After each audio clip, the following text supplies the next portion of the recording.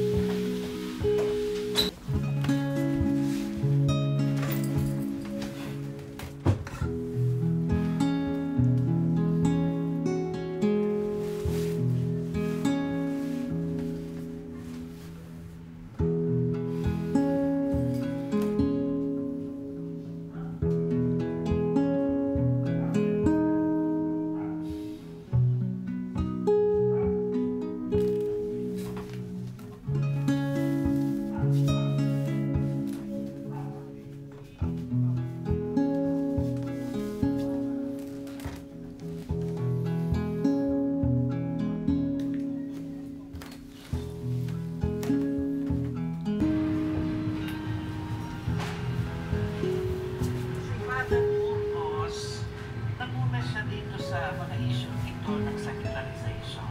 At kasama niya dito si Father Gomez na pura paroko naman ng Bacoor na naging kasama niya sa hiling na dapat ay iluklok na mga Pilipino sekular. At si Zamora naman kasi ay kasama ni Father Burgos. Kaya niya, kapwa niya, Criollo, Pilipino. Dinamay talaga si Father Burgos and then yung dalawang pare si Father. Bacoor noon si Father Gomez. The three priests were arrested. Talagang napaka.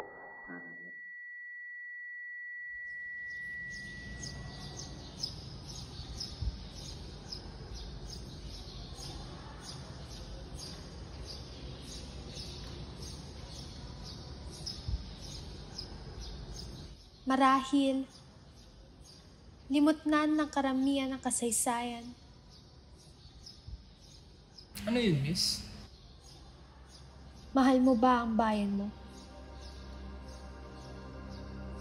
Oo. Mahal ko naman ang bayan ko. Pero may mga lugar na rin kasi akong gustong puntaan eh. Tulad sa Japan, sa Tokyo, tapos sa Paris, sa France, at sa US din naman. Pero mahal ko pa rin naman ang bayan ko. Sa katunayan nga kung mabibigyan ako ng pagkakataong ipaglaban yung bayan ko, gagawin ko. Ikaw, miss, gayon din naman sila. Sinong tinutukoy mong sila?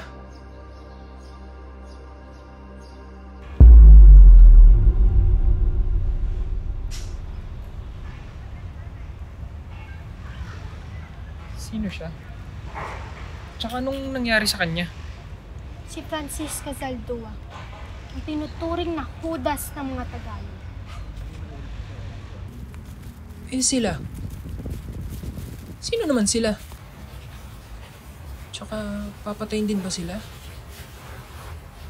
Ano bang ginawa nila? Hindi sila dapat na nariyan. Hayaan mong ikwento ko sa iyong lahat.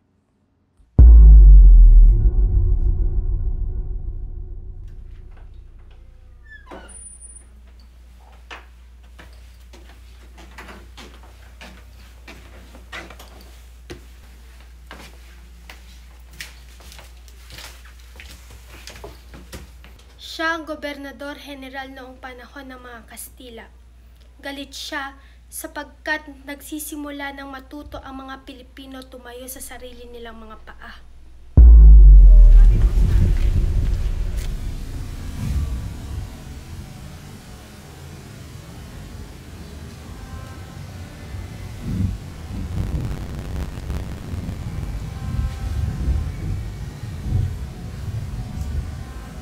Siya naman si Padre Mariano Gomez. Mariano Gomez? Ayos sa Gumbursa! Hindi ba siya yung naglalakad kanina? Lumaki si Padre Mariano dito sa Bacoor, Cavite. Kilalang malapit sa mga tao dahil sa kanyang pagiging matulungin. Padre, natanggap mo na po ba ang aking donasyon na ibinigay para sa simbahan? Oo, hindi. Tatanggap ko. Maraming.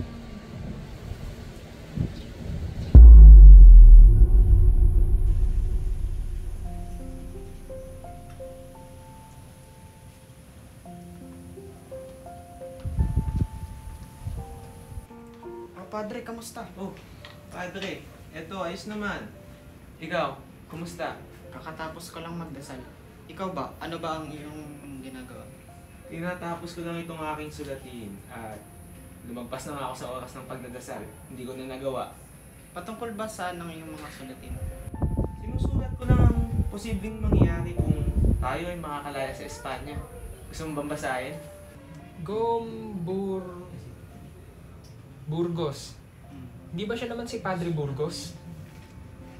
Ibinubuhos niya ang kanyang sarili sa edukasyon para maibahagi ang kanyang kaalaman sa kanyang mga estudyante. Masipag mag-aral si Padre Burgos. Katunayan, nakapagtapos siya ng 7 kurso. At si Padre Zamora, kamag-aral ni Padre Burgos. Kapwa lumalaban para sa sekularisasyon. Ano? Sekuralisasyon. Ano ba yung sekuralisasyon na yan? Isang kilusan upang hiwalayin ang simbahan mula sa pamahalaan. Nais nilang palakasin ang lokal na simbahan at ipagtanggol ang sariling pagpapasya sa usaping relihiyon. Grabe naman. Pati ba naman yung karapatan ng mga paring Pilipino para makapagpasya para sa sarili nila pagkakait pa nila? Pambihira naman. Hindi lang mga paring Pilipino ang nakikipaglaban para rito.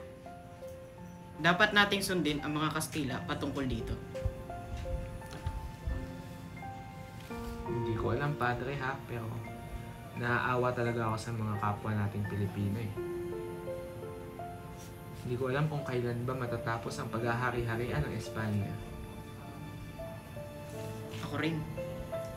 Hangad ko rin ang maging malaya ang ating mga kababayan. Kaawaan nawa ng Diyos ang ating bansa. Sina Pasiano Rizal at Felipe Buencamino.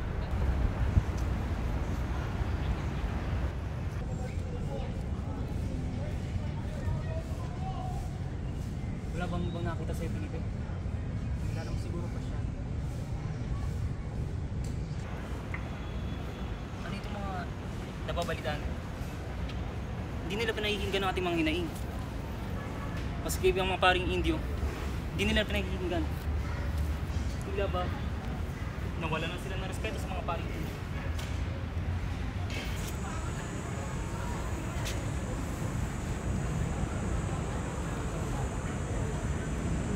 Nais mo na bang simulan?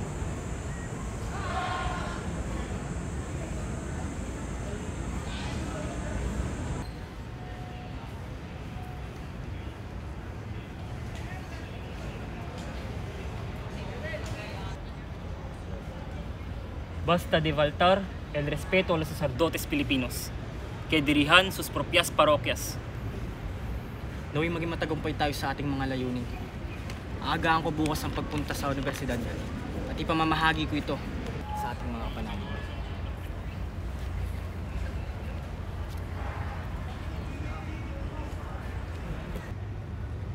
Alam mo, Pasyan, batid kong hindi ligtas itong ating ginagawa.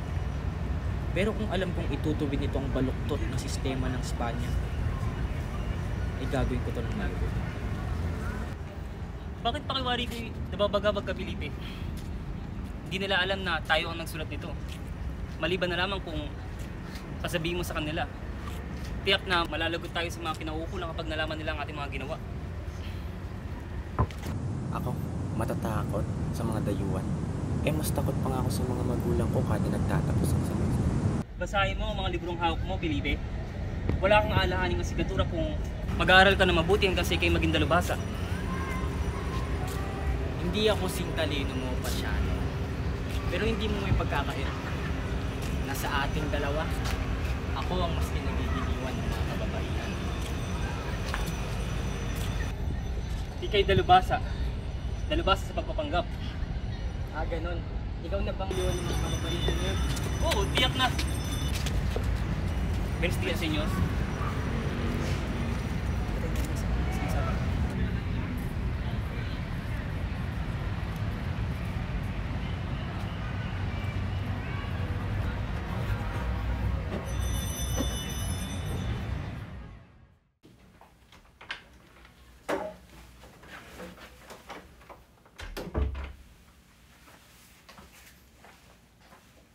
Esta carta fue encontrada en las olas del Colegio de San José.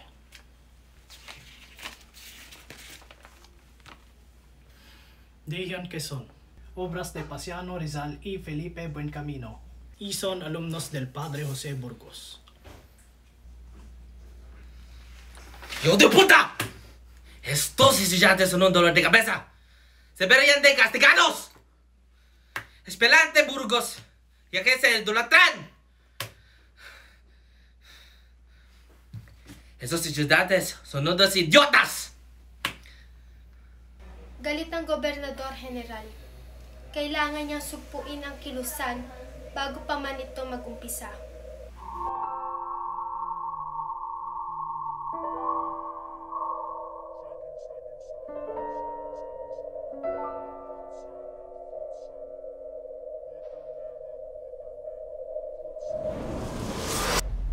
Ayaw nitong sa pamumuno niya mag-umpisa ang pag-aalsa at bumagsak ang kolonyalismo ng Espanya sa Pilipinas.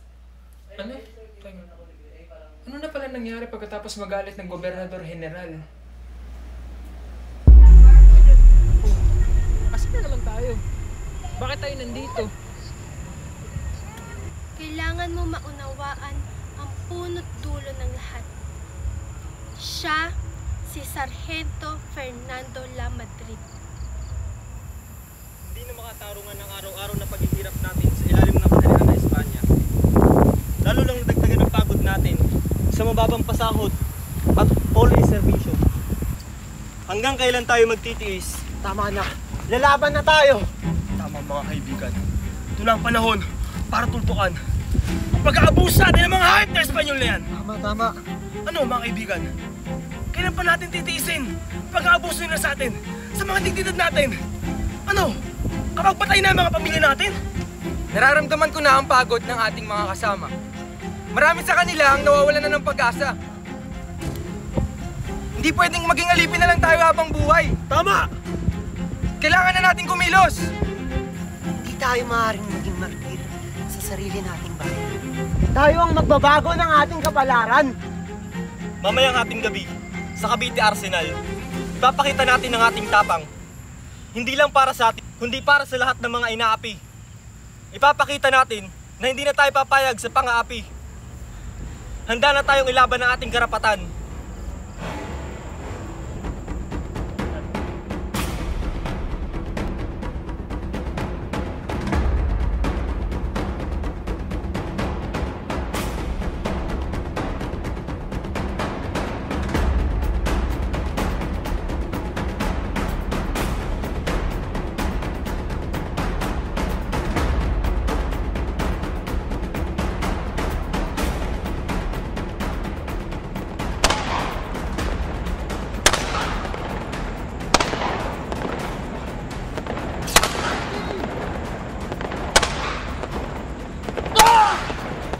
Kahit na sila yan!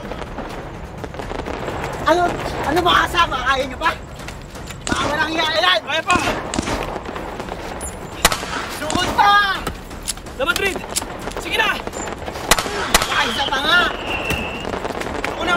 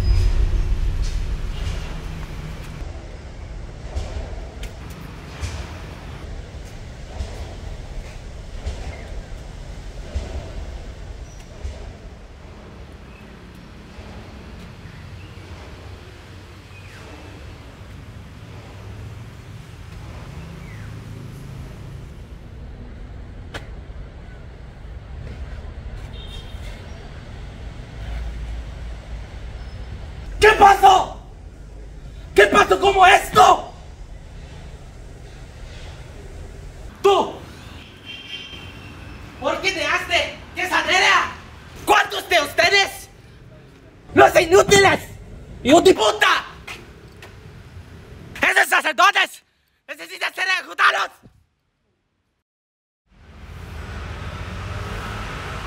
Yung mga pari daw napapatayin. Yung 3 pari ba yung tinutukoy nila? Tsaka, di ba wala naman silang kasalanan? Bakit sila nadamay? Masyado na ako naguguluhan. Hindi ko na alam ang mga nangyayari. Isang miyembro ang nakaligtas mula sa pag-aalsat, si Francisco Zaldúa. Francisco Zaldúa. Si Zaldúa. Di ba siya yung kaninang binibitay? Tsaka paanong... Akala ko bang nakaligtas na siya? Mula sa kagustuhan niyang makaligtas sa pag-aalsa, gumawa siya ng istorya at pinintangan si Padre Jose Burgos. Ha? Bakit? Paano niya nagawa yun? Hindi ba kapwa Pilipino rin siya? Entering out!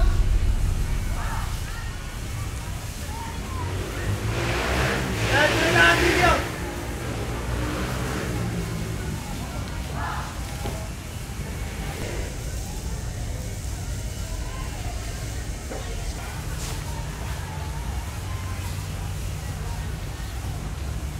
Kaya to tama!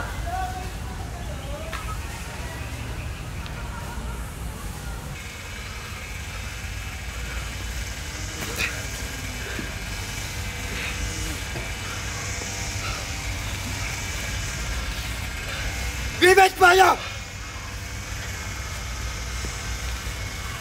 ¡Viva España! ¡Viva España!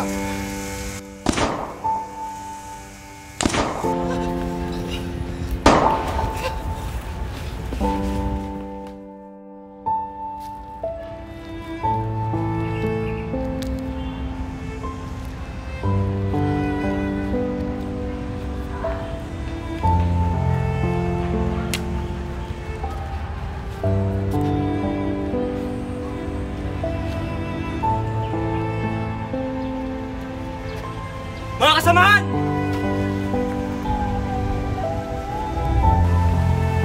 Mga liman!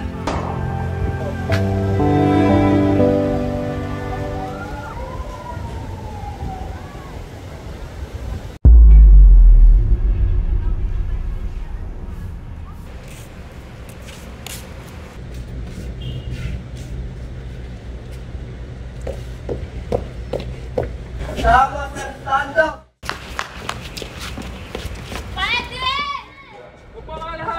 Pabalik ako! Pagkabala ko sila namin!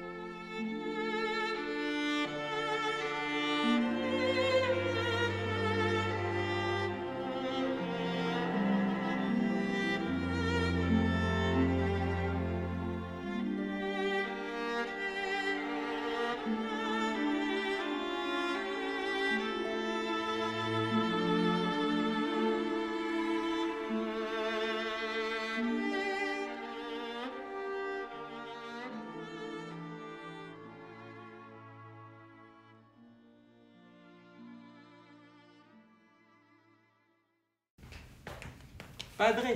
O, Padre Burgos. Maaari bang makaupo ka muna dyan at may nakalimutan akong sabihin sa'yo? Ano yun, Padre? Naalala mo ba yung sulat na pinakita ko sa'yo kanina? Kaya nga, Padre. May suliran din ako din sa iyong sulat. Ano yun? Maaaring hindi ito tanggapin ng mga Kastila na maganda.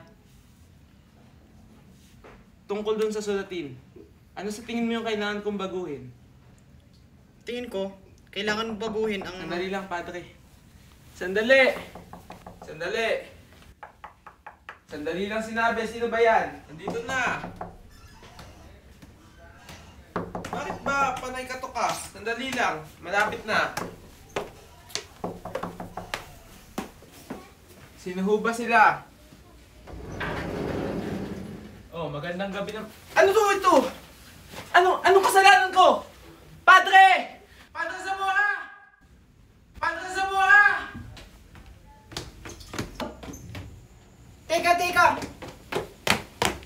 Ano ba nangyayari? Hindi ko alam, Padre! Saan kayo pupunta? Bakit ba hindi ka nagsasalita? Kausapin mo kami kung ano yung problema! Pinaniniwala ang kapangalan lamang ni Padre Zamora ang tunay na hinahanap. Ngunit mayroong sulat na natagpuan mula sa kanya. Ang balat pulbura na nakalagay sa sulat ay tumutukoy sa pera na ginagamit sa sugal. Wala itong kinalaman sa pag-aalsa. Ngunit dahil dito ay kabilang siya sa mga inaresto. Papatunayan ko sa kanila na wala akong kasalanan. Padre, ano ka ba? Wala tayong kasalanan ditong tatlo. Ikaw ang kasalanan. Kinakalaban mo ang Espanya. Padre, nagkakamali ka yan. Hindi mo alam yung iyong pinagsasabi. Padre, mapuha mo na dyan. Wala tayong kasalanan. Talaga natin malalaman na wala talaga ang Padre, Kaya natin. Hindi nyo kailangan magpaliwanag. Bakit nyo mas kinakalaban ang Espanya? Alam niyo ba magsasala ito?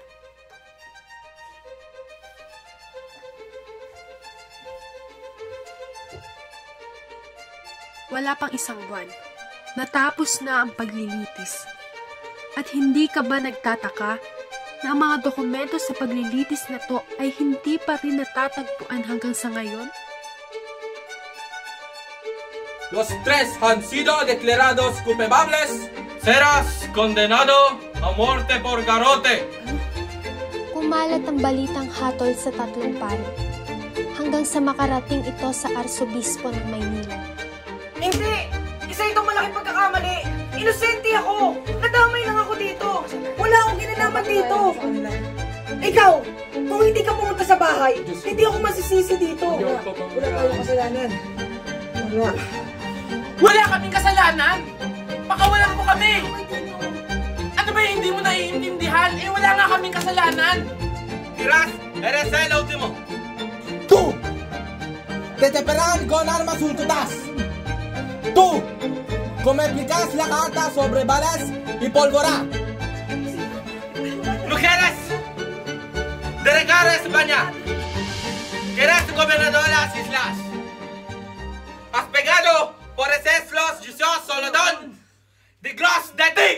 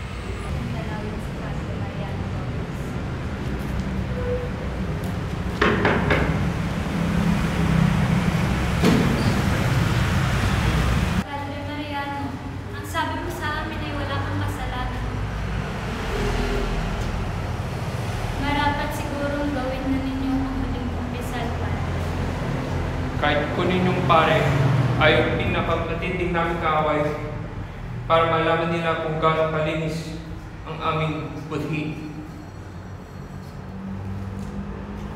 Inaasahan ng mga mamamayan ng Bacoor ang pagpapalit.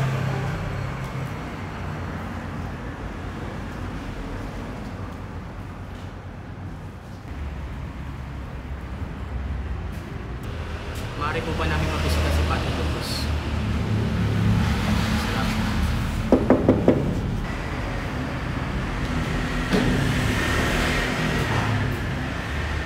Padre Burgos!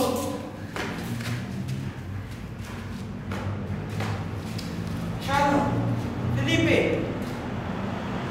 Nagagalak ako makita kayo. Kumusta ang napakagagaling kong estudyante? Huwag mo kami alalahanin, Padre Burgos. Ikaw, kamusta ka? Alam nyo, totoo lang. Hindi ko alam kung saan ako kukuha sa kamay ng Diyos ng tamang paliwanag para maniwala sila na wala akong kasalanan. Pero gusto kong sabihin sa inyo na pumunta kayo sa mga museo at aklatan sa ibang bansa upang makilala ninyo ang inyong mga nilalang. Mabuti kayo ng Pilipino. Ngunit isang edukado ng Pilipino. Huwag kang mag-alala, Padre Burgos. Gagawa kami ng paraan para mapatunayang wala kang kasalanan. Huwag kayong mag-alala. Kasama natin ang Diyos. Tiyak akong makakahanap siya ng paraan upang mapatunayan na wala kaming pagkakasala. Salamat! Sana di na kayo nagkabala. O siya, maraming salamat muli sa inyong pagbisita. Mag-ingat kayo sa paglabas. Maraming salamat, Padre Burgos. Padre Gomez. Padre Sam.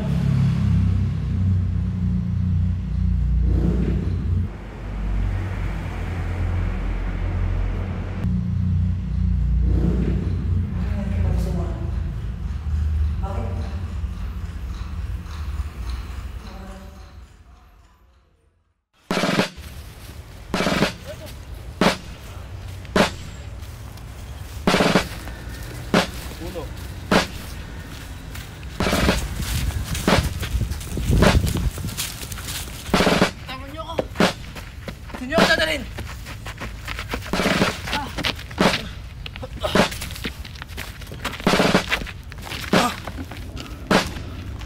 Malalagot kayo lahat sa General! Hindi niyo ako naiintindihan! Wala akong kasalanan!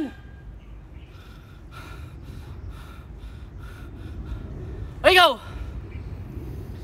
Ikaw ang may sala! Siya ang may kasalanan! Viva España! Walang kinalaman sa pag-aalsa. Kailangan ko makausap ang general. Hindi niyo ako kaaway.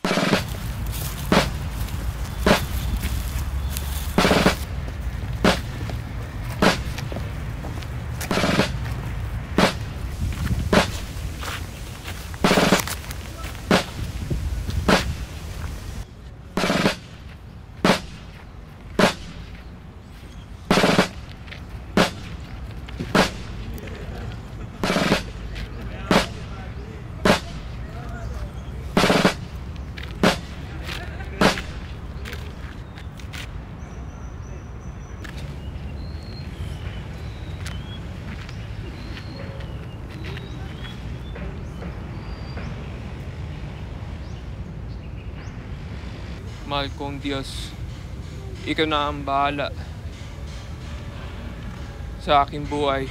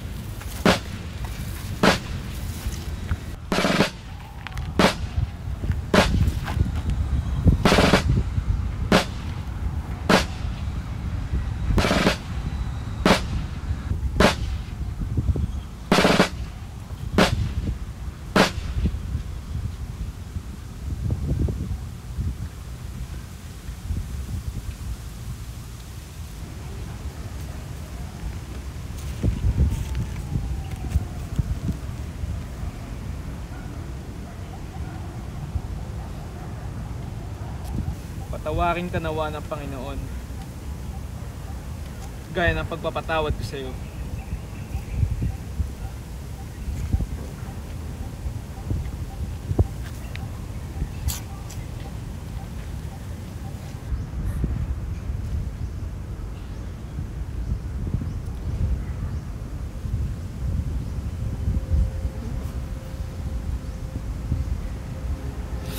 Wala kaming kasalanan! Inosente kami! Wala siyang kasalanan. Wala silang kasalanan! Mga mamamatay tao!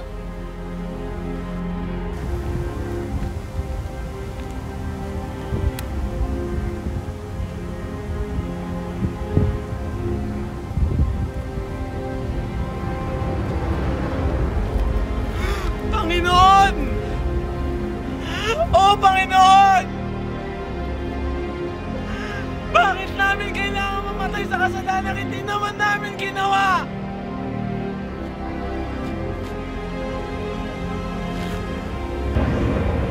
Ngunit ang Panginoong isa sa inosente rin.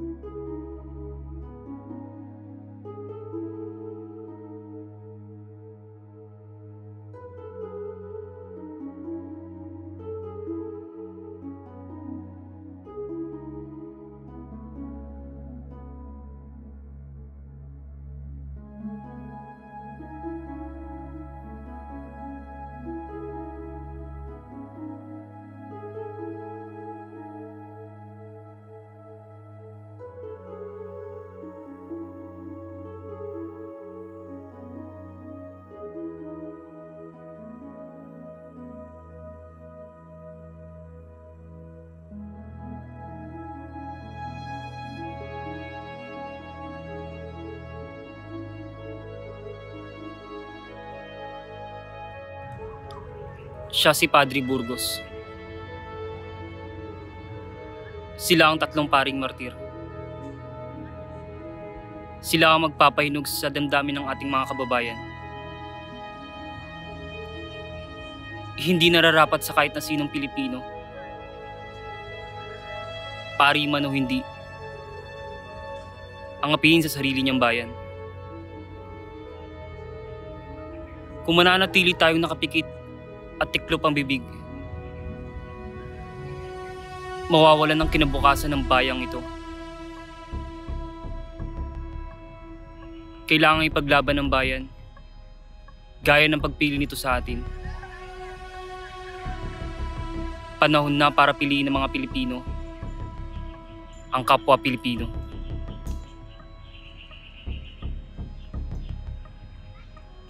Pepe, ibigin mo siya. Hawig sa iyong sarili.